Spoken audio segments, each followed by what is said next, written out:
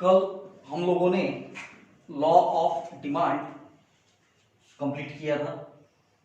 आज उसके जो कनेक्टेड पार्ट है, that what are the assumptions and exceptions to the law of demand, ये कवर करते हैं।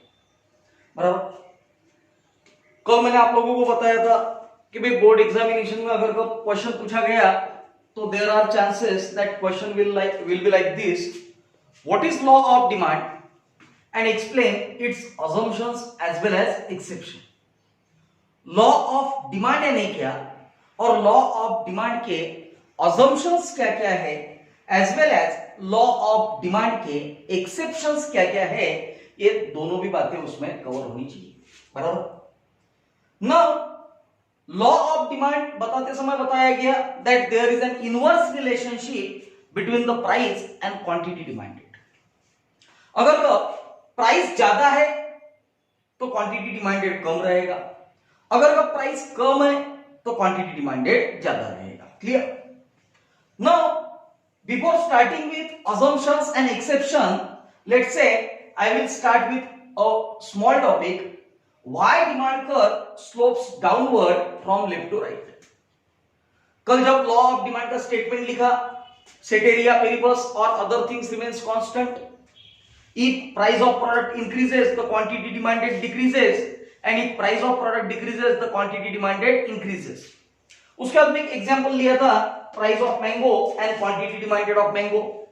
उस एग्जांपल के बेसिस पे हम लोगों ने एक ग्राफ तैयार किया था और वो जो डायग्राम था उसमें हम लोगों ने डिनोशन मेंशन करते हुए लास्ट पॉइंट मेंशन किया था that demand curve always slopes downward from left to right. अब अगर suppose demand curve always slopes downward from left to right, तो ये लेफ्ट टू राइट ही क्यों होता है, डाउनवर्ड ही क्यों रहता है? इसके बेसिकली देखा जाए तो ये चार रीजंस हो सकते हैं. पहला रीजन दिया गया that is all about law of DMU. DMU ये हम लोगों ने इसके पहले चैप्टर में कंप्लीट किया था, that is a diminishing marginal utility. हमेशा के लिए याद रख, डीएमयू डिमिनिशिंग मार्जिनल यूटिलिटी का लॉ ये हर जगह पे प्रेजेंट रहता है. Whenever you are going to consume a product, definitely law of DMU applies over there, and that is the reason demand curve slopes downward from left to right. Because आप लोगों ने देखा होगा यूटिलिटी का schedule जब हम लोगों ने पुट किया था, रसगुल्ले वाला एग्जांपल था, whenever we are consuming a product, definitely पहले प्रोडक्ट से मिलने वाली यूटिलिटी मैक्सिमम थी. उसके बाद में आप कितना भी प्रोडक्ट कंज्यूम करो, आपको मिलने वाली यूटिलिटी ये धीरे धीरे धीरे धीरे क्या होते जा रही थी, कम. Then second one is about income effect. But obvious income effect again one of the most important ingredient for this purpose. अगर आप सपोज आपका इनकम बढ़ता है या इनकम कम होता है, उसका भी इंपैक्ट ये डिमांड के ऊपर रहेगा. अगर कब इनकम बढ़ेगा तो definitely you will try to purchase some rich quality of goods, some handsome quality of goods. But अगर कब इनकम कम होता है तो डेफिनेटली आप लोग आपका डिमांड अकॉर्डिंगली कम कर दोगे या you will try to find out the substitute product. Clear? Then third one that is the substitution effect. अब सब्स्टिट्यूशन बोलते बराबर सब्स्टिट्यूट प्रोडक्ट का एग्जांपल मैंने आप लोगों को इसके पहले भी बताया था, that is let's say T और कॉफी. अरे बट ऑब्वियस अगर लोग देखा जाए घर पे कभी गेस्ट आ गए तो हम लोग उनको पूछते हैं कि भाई आप चाय लेना पसंद करोगे या कॉफी लेना पसंद करोगे. बराबर. और एक्चुअल में देखा जाए तो tea and coffee both are such type of product, those are substitute of each other, एक दूसरे के सब्स्टिट्यूट है. बराबर. समझना मैं क्या कह रहा हूं. चाय का प्राइस कम रहता है एज कंपेयर टू कॉफी. बराबर. चाय का प्राइस कम है as compare to coffee, and definitely चाय का प्राइस एक कम है as compare to coffee. This is a substitution effect. Maximum लोगों का डिमांड ये सस्ते प्रोडक्ट के लिए रहेगा जिसका प्राइस रिलेटिवली कम है, that is let's say tea. Maximum people will demand a tea. There may be very few people, बहुत ही कम लोग होंगे, those who are going to ask for the coffee, बराबर। बहुत ज्यादा लोग हैं जो चाय के कंजम्पशन के बारे में बात करेंगे, बहुत कम लोग हैं those who will think about coffee. Clear? Now multipurpose uses, आपके पास में जितने भी प्रोडक्ट्स हैं, जितने भी प्रोडक्ट्स, उसमें से कुछ प्रोडक्ट ऐसे होते हैं those who are having multipurpose uses. For example electricity, अगर वो इलेक्ट्रिसिटी है तो लाइट जल सकता, इलेक्ट्रिसिटी है तो पंखा चल सकता, इलेक्ट्रिसिटी है तो रेफ्रिजरेटर चलेगा, वॉशिंग मशीन चलेगा, टीवी चलेगा, बराबर। प्रोडक्ट एक है बट उस प्रोडक्ट के यूजेस अनेक है। क्लियर? प्रोडक्ट एक है बट उस प्रोडक्ट के यूजेस ये अनेक है, and that is the reason, कहीं ना कहीं मल्टीपर्पज यूजेस ये भी एक रीजन होता है कि भाई लॉ, आपका जो डिमांड कर आएगा, that demand curve is suppose to be downward from left to right. Clear? अब हम लोग स्टार्ट करेंगे अजम्पशन। अजम्पशन, बहुत सारी चीजों को अज्यूम करना होता है whenever we are putting the law of demand. अगर कब सपोज आपको याद आ रहा होगा तो कल हम लोगों ने जब लॉ ऑफ डिमांड लिखा था, but obvious we have started with ceteris paribus. Ceteris paribus इसका मतलब होता है अदर थिंग्स रिमेन्स कांस्टेंट। अरे सेटेरिया पेरिबस और अदर थिंग्स रिमेन्स कांस्टेंट, इसका मतलब बराबर समझना कि भाई हम लोग लॉ ऑफ डिमांड में जो कुछ भी कह रहे हैं कि प्राइस कम है तो डिमांड ज्यादा और प्राइस ज्यादा है तो डिमांड कम, ये 100% केसेस में अप्लीकेबल नहीं होगा। हाँ, मैक्सिमम जगह पे अप्लीकेबल होगा, बराबर। Because try to understand law of demand is a law of economics, बराबर। इकोनॉमिक्स का लॉ है और इकोनॉमिक्स के लॉ की एक खासियत है कि इकोनॉमिक्स का लॉ ये कोई 100% प्रूव होने वाली चीज नहीं है। हाँ, ऑन द अदर हैंड अगर कब सपोज कोई प्योर साइंस का लॉ रहता है, फॉर एग्जांपल फिजिक्स में एक लॉ है that is the law of gravitation. अब लॉ ऑफ ग्रेविटेशन में बताया गया कि आप कोई भी प्रोडक्ट ऊपर फेंकोगे वो नीचे आएगा, उसको ग्रेविटेशनल फोर्स अट्रैक्ट करेगा। ये 100% प्रूव होता है बिकॉज वो प्योर साइंस है। On the other hand whatever we are dealing that is the economics is a social science. Clear हो गया? अब सोशल साइंस है, हम लोगों को बहुत सारी चीजें कंसीडर करना होगा, बहुत सारी चीजें कंसीडर करना होगा, इसको हम लोग कह सकते हैं अजम्पशन, या अजम्पशन इसको या मैं कह सकता हूं गृहीत धरनी, बराबर, कंसीडर करना। क्लियर? पहला दिया गया size and composition of population remain constant. आप अगर कब सपोज चाहते हो कि लॉ ऑफ डिमांड अप्लीकेबल होना चाहिए, अरे भाई लॉ ऑफ डिमांड तभी अप्लीकेबल होगा जब आपके पॉपुलेशन का साइज और कंपोजिशन का देख, साइज का मतलब है number of peoples living in a country. Clear? Composition का मतलब है कि भाई अगर कब सपोज एखादी सोसाइटी है, एखादा देश है, उस देश में नंबर ऑफ मेल कितने हैं, नंबर ऑफ फीमेल कितने हैं, एज ओल्ड पर्सन कितने हैं, चिल्ड्रंस कितने हैं, बट ऑब्वियस अकॉर्डिंगली डिमांड क्या हो सकता है, चेंज। और हम लोगों को कहीं ना कहीं ये अज्यूम करना होगा कि size and composition of population will remain constant. हमारे देश में अगर कब सपोज हमको लॉ ऑफ डिमांड एप्लीकेबल करना है तो पॉपुलेशन का साइज एंड कंपोजिशन एक कांस्टेंट रहना चाहिए।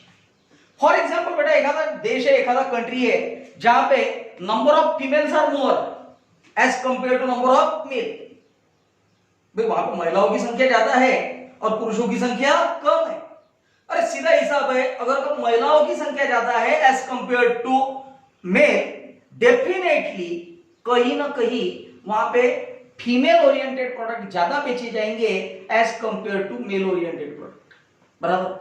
अगर कब suppose number of males is less तो बट ऑब्वियस हम लोग कह सकते हैं कि वहां पे शेविंग क्रीम का डिमांड काफी कम रहेगा, बिकॉज ये फर्क गिरा है that is due to size and composition of population. Clear? Then second assumption that is the income of consumers remains constant. Consumer का इनकम एक कांस्टेंट रहना चाहिए, ये अगेन बड़ा इंपॉर्टेंट पार्ट है। अरे यार कंज्यूमर का इनकम क्यों कांस्टेंट रहना चाहिए? Problem is very simple. अगर कब सपोज कंज्यूमर का इनकम बदलता है, अगर कब सपोज कंज्यूमर का इनकम चेंज होता है, कंज्यूमर का इनकम अगर कब बदलता है, कंज्यूमर का इनकम अगर कब चेंज होता है, तो बट ऑब्वियस उसका डिमांड क्या हो जाएगा? चेंज। अरे पहले उसको बेचारे को 10,000 रुपए पर मंथ मिलता था, now days he is earning 1 lakh rupees per month, but obvious है उसका रहन सहन बदल जाएगा, उसका जो डिमांड रहेगा वो डिमांड भी क्या हो जाएगा? चेंज हो जाएगा। फॉर एग्जाम्पल अगर कब सपोज बात किया जाए, लेट से एक आधा व्यक्ति है 10,000 रुपए अर्न कर रहा था, बेचारा सिर्फ बेसिक जरूरतें कंप्लीट कर पाएगा। अब 1 लाख रुपीज अर्न कर रहा है, डेफिनेटली लग्जरियस टाइप का डिमांड उसका बढ़ेगा। पहले साइकिल पे घूमता था, अब कार में घूमेगा, because reason is very simple, उस व्यक्ति का क्या बदल गया? Income. Third one is all about taste and habit remains constant. Taste and habit एक कांस्टेंट रहना चाहिए।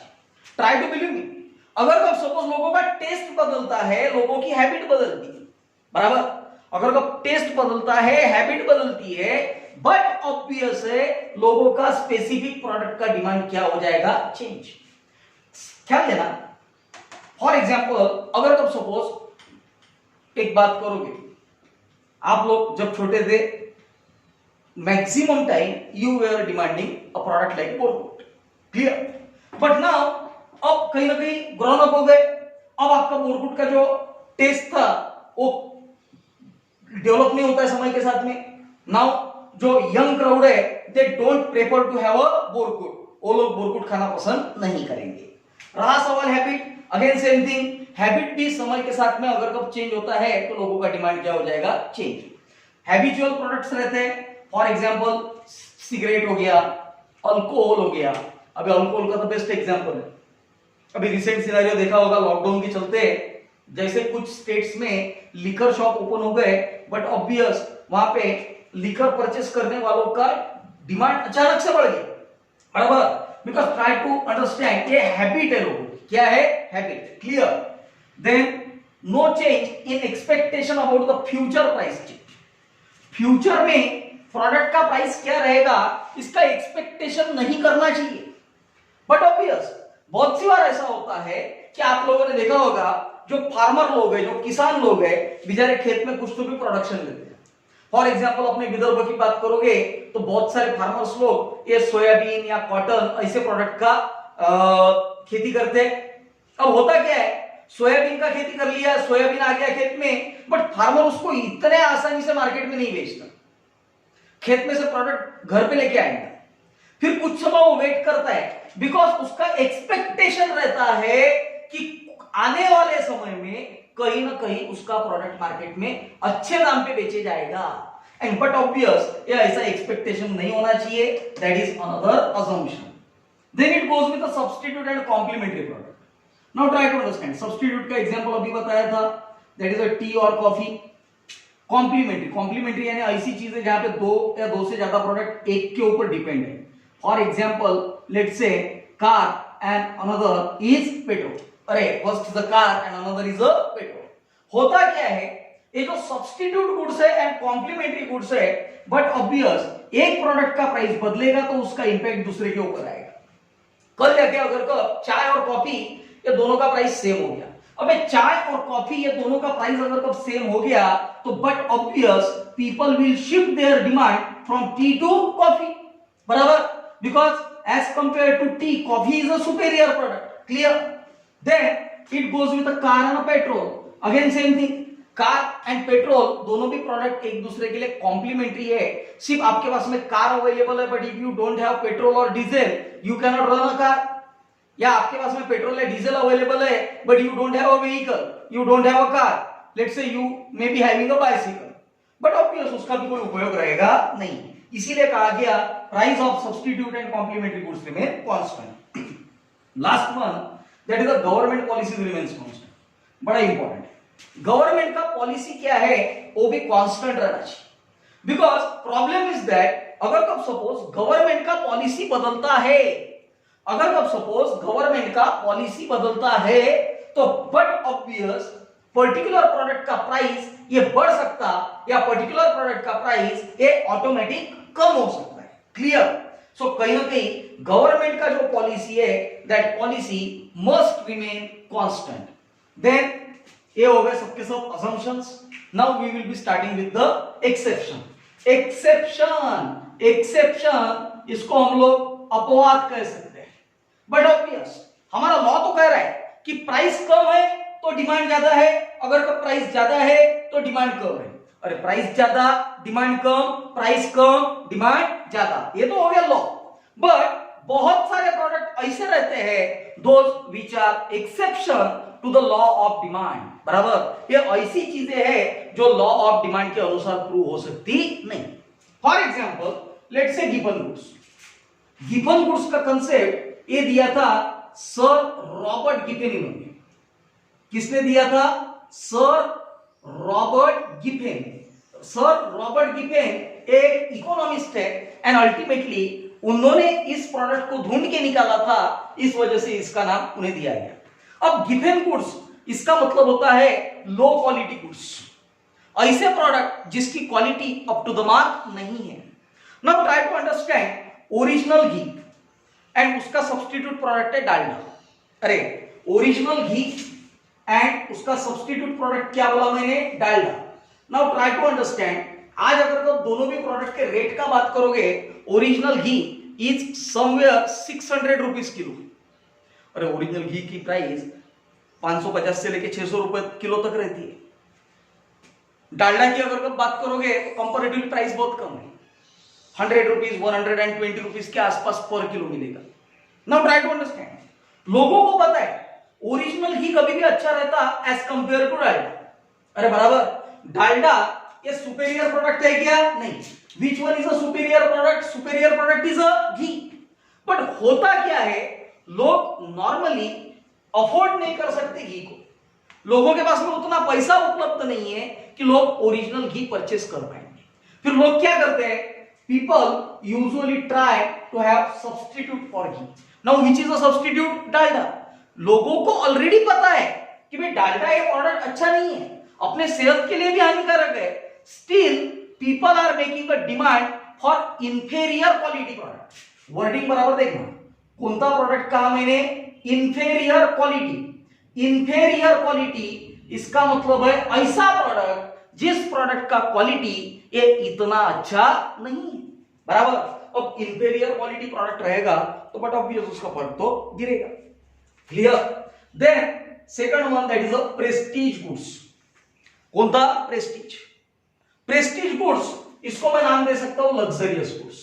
बराबर, ये लग्जरियस गुड्स की भी अपनी एक खासियत होती है, इसका प्राइस नॉर्मली कम नहीं होता, बहुत कॉस्टली रहता है। लेट्स से एग्जांपल है गोल्ड। अब यहां पे लॉ ऑफ डिमांड एप्लीकेबल ही नहीं है। गोल्ड का प्राइस पहले तो बहुत ज्यादा हाई है। अगर अब सपोज शादियों का सीजन चालू हो गया या फॉर एग्जांपल दिवाली का पहला दिन धनतेरस जब आता है, जब लोगों का गोल्ड का डिमांड एकदम हाईएस्ट पीक पे होता है, but obvious try to understand ये इतना प्रेस्टिजियस गुड्स है कि भाई इसकी डिमांड जैसे बढ़ेगी वैसे इसका प्राइस बढ़ेगा, एंड डिमांड कम होगी तो इसका प्राइस कम होगा।